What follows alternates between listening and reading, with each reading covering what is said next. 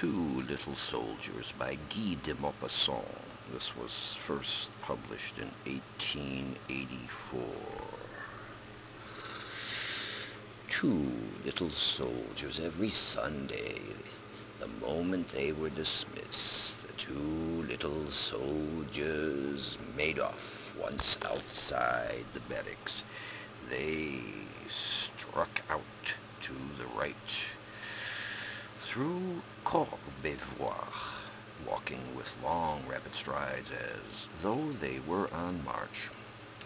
When they were beyond the last of the houses, they slackened pace along the bare, dusty roadway which goes toward Maison.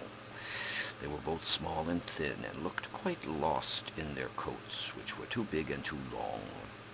Their sleeves hung down over their hands, and they found their enormous red breeches, which compelled them to waddle very much in the way.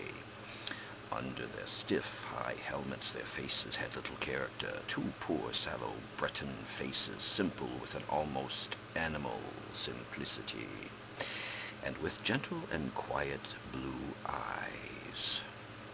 They never conversed during these walks, but went straight on, each with the same thought in his head. This thought atoned for the lack of conversation. It was this, that just inside the little wood near Les Champigneux, they had found a place which reminded them of their own country, where they could feel happy again. When they arrived under the trees where the roads from Colombes and from Chateau crossed, they would take off their heavy helmets and wipe their foreheads. They always halted on the Maison bridge to look at the Seine, and would remain there for 2 or 3 minutes, bent double, leaning on the parapet.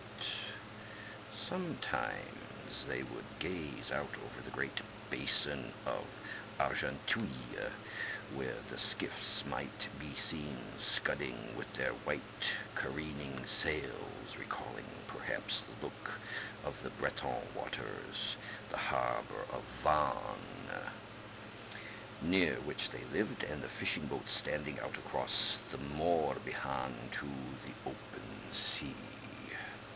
Just beyond the Seine, they bought their provisions from a sausage merchant, a baker, and a wine cellar, a piece of blood pudding, 4 sous worth of bread, and a litter of petites bleues constituted the provisions, which they carried off in their handkerchiefs. After they had left Maison, they traveled slowly and began to talk. In front of them, a barren plain studded with clumps of trees led to the wood, to the little wood, which had